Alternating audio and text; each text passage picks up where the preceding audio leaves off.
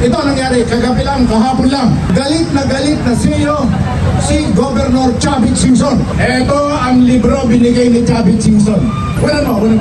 Sana nakikinig, nanonood, at mapapanood later on to ni Governor Chavit.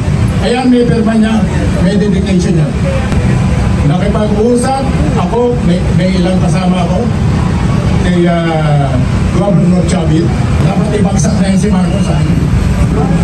Sabi ni Chavit Singson, dapat ibagsak na yan si Marcos. Pumayag ako magsalita upang ilantad ang mga kaputang inahan ng Communist Party of the Philippines, New People's Army at yung National Democratic Front, na sila ang may pasimuno ng pag-iitsa ng granada sa Plaza Miranda noong August 21, 1971. Yan po ang unang mga signal na maglulunsad na sila ng armadong pakikibaka at gugulihin nila ang lipunan.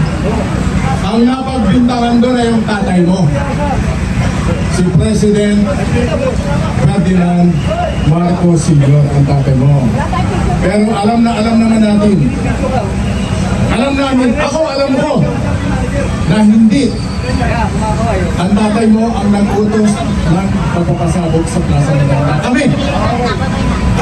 Kami ang nag-itsa ng granada sa Plaza Miranda. Makinig kayo!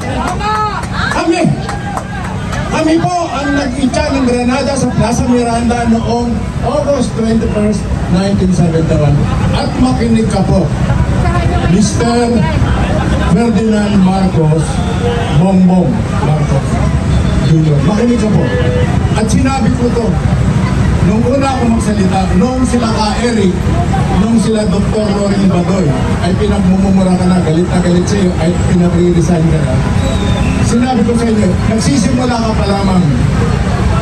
Hinahanap ko pa lang, nagpapahaya ko pa lang ng galit kay Pastor Tibuloy na hindi ko maunawa. Hindi ko maintindihan kung bakit aawahin mo si Pastor Tibuloy. Walang nakakakilala sa iyo nung tumakbo ka.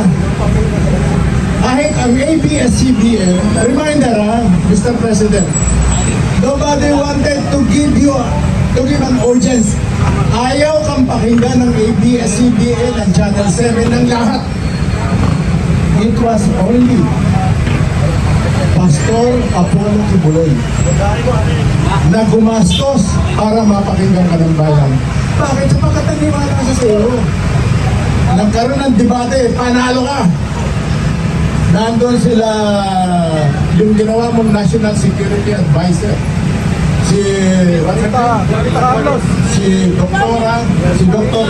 Carlos, nandun sila Dr. Madul, nandun sila Professor si Ross, no?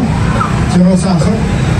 Lahat yun, mga kakampi mo, ini-endorse ka. Nandun sila, ini-endorse ka sila, Chavit Singson. Lahat sila. Makinig ka, ha? Binoto kita. Nakakaya. Pasensya na ko. Pero ibinoto kita, Mr. President. Ibinoto kita sapagkat bakit ko naman iboboto si Leni Robredo? Bakit ko naman iboboto yung nakikipagsabwatan sa mga komunista? Ibinoto kita, Mr. President, sapagkat naniniwala ako na ipagpapatuloy mo yung programa na ipagsok na tapusin ng tuluyan ang paghahari ng Communist Party of the Philippines at ng New People's Army. Yan ang dahilan, Mr. President. Ibinoto kita. What's happening now, Mr. President? Alos lahat. Hindi ko alam kung may kakilala ako ngayon na nagdala sa iyo, no? Na hindi mo. Lahat ng mga tumulong sa iyo, puro kaaway mo na. Isipin mo yung nasa Amerika, yung si Maharlika. Nung panahon ng kampanyan, napanood kayo sa YouTube. Nakikipag-away yun I think sa San Francisco, sa California, in a press conference. Pinasok niya yung press conference sila Trillanes.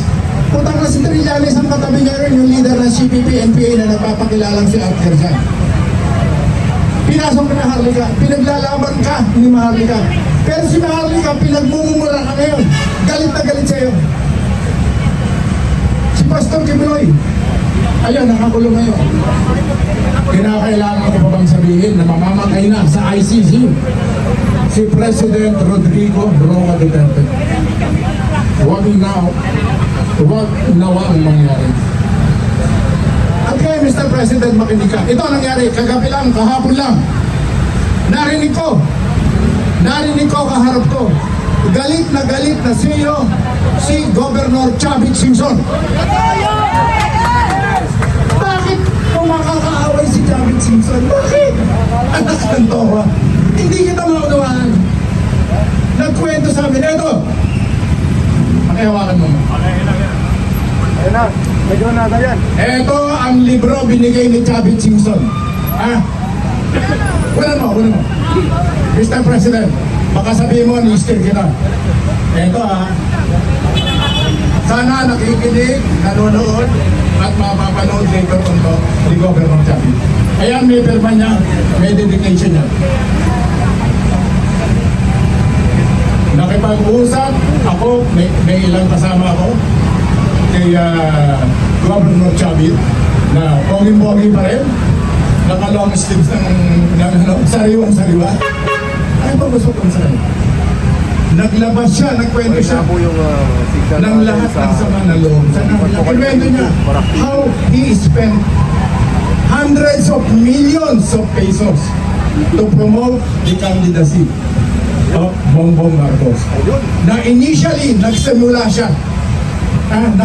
Nakiusap sa kanya. Ayan, nakikinig si Senator Amy Marcos. Senator Amy, magsalita ka.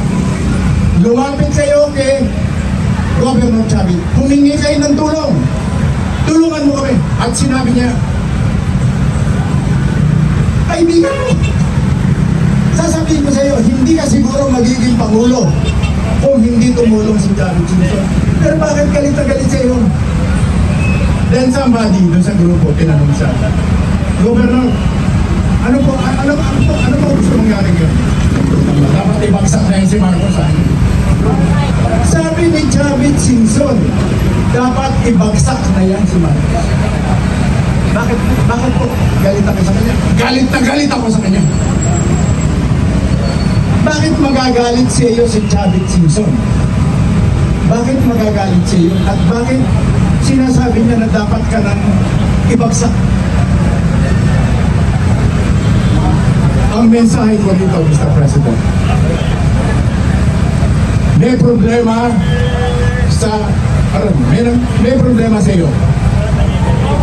Lahat ng mga karamihan, hindi naman siguro lahat, nakapaligid sa iyo. Kaya mo nakaaway yung mga tao, nakaaway mo yung mga tao, tumulong sa iyo para manibigay ka. Nakaaway mo sila. Imagine si Chavit Singson, baka kaaway mo. Bakit mo makakaaway si Chavit Singson? Bukod sa kapwa mo Ilocano.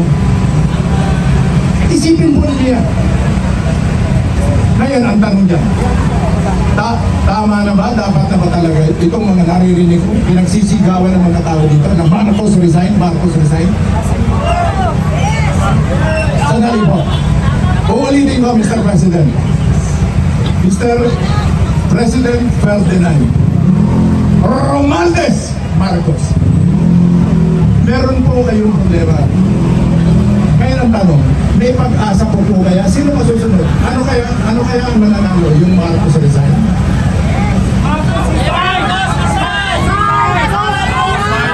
Mr. President, may formula.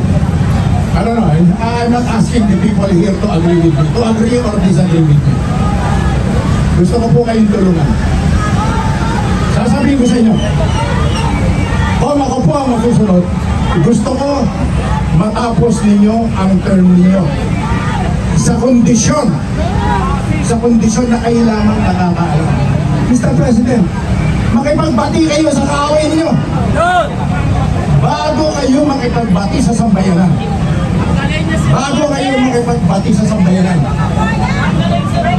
Tama yun. Mr. President, makinig po kayo. Makinig po kayo. Ako ay isang ordinaryong mamamayan. Pero yung kausap ko kahapon, hindi pangkaraniwan, hindi ordinaryong mamamayan. Si Governor Chavit Singson. Nagalit na sa iyo at gusto niya either mag-resign ka na or bumagsak ka na. Ano po ibig sabihin niya? Mr. President, kung gusto po ninyong tapusin ang term niyo, maliban po sa iayos nyo ang sistema ng panunungkulan ng pamamahala, balikan ninyo, makipagbati kayo sa mga taong nagalit sa inyo ng kahapon. Number one, kanino? Mr. President, wala kayong pag-asa, kailangan batiin ninyo. Makipagbati kayo, makipagkasundo ninyo, kausapin nyo si Vice President Sara Duterte. Mr. President, ako po, Mr. President, makinig po kayo. Makinig po kayo.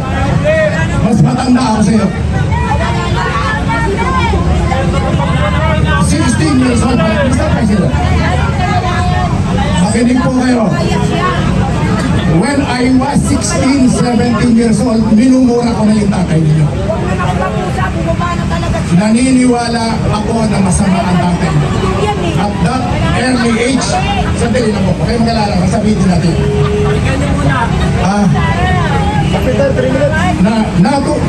Natuto po ako sa pamamagitan ng Communist Party of the Philippines. Natuto ako na magalit sa tatay. Especially nung kami, alam ko, ang nag-itcha ng Granada sa Plaza Miranda para lalong magalit ang mga tao. Subalit ngayon, inuulit ko, Mr. President. Ang nakikita ko, it's not really a formula. Ang nakikita ko pong isang posibleng paraan para pakinggan kayo ng taong bayan, para makasundo ninyo ang sambayan. Makipagkasundo kayo sa mga taong tumulong sa inyo para maging presidente. Ibalik po ninyo sa Pilipinas ang Pangulong Rodrigo Roa Duterte. Mr. President, makinig po kayo ha. Ito sasabihin ko sa inyo, makinig po kayo. Balita na si Tatay Digong o si President Duterte ay mahinang nanginana sa ICC. Mr. President, pag yan ay namatay, Mr. President Bongbong Marcos, makinig ka. Hindi po namin pinagdadasal yan. Iuwi mo na rito. Iuwi mo rito ng buhay. Sapagkat kapag po yan ay nasawi, pinawian ng buhay sa ibang bansa, walang kapatawaran yan sa sambayan ng Pilipinas. Wala pong kapatawaran yan. Pangalawa, palayain mo na si Pastor Ibrahim. Palayain mo na. Siyang na milyong followers ang naghihintay niya. Na araw-araw ipinagdadasal ka siguro na mamatay na. Subalit, kapag pinalaya mo si Pastor Ibrahim, Mr. President, ipagdadasal ka ng 10 milyon na yan, papasalamatan ka na lumawi ang buhay mo. Batiin mo, magpadala ka ng tao, magpapusap ka kay Governor Singson, hindi ganyan. So lastly, Mr. President, marami nang galit sa iyo. Hindi lang marami ha. Hindi ko alam kung may natitira pang natutuwa sa iyo.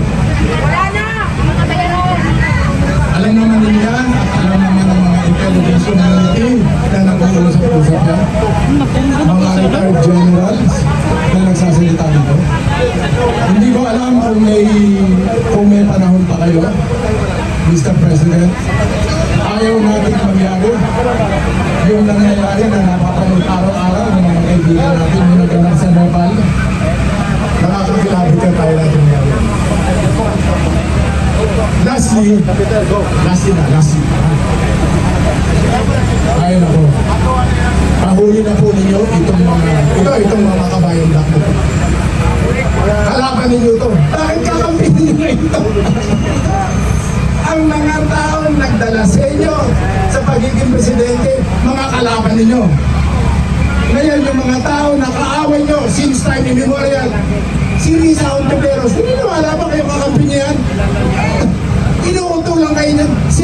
Ontiveros,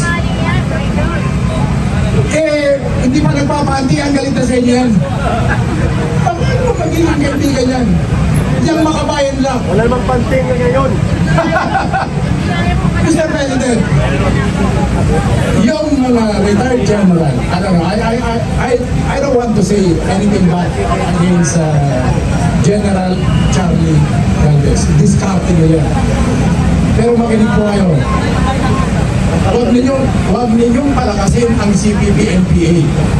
At Mr. President, kapag ikaw, halimbawa, ay biglang nag-resign, bumagsak, ipagmamalaki ng mga komunista na sila ang nagbagsak sa iyo. Ipagmamalaki nila na sila.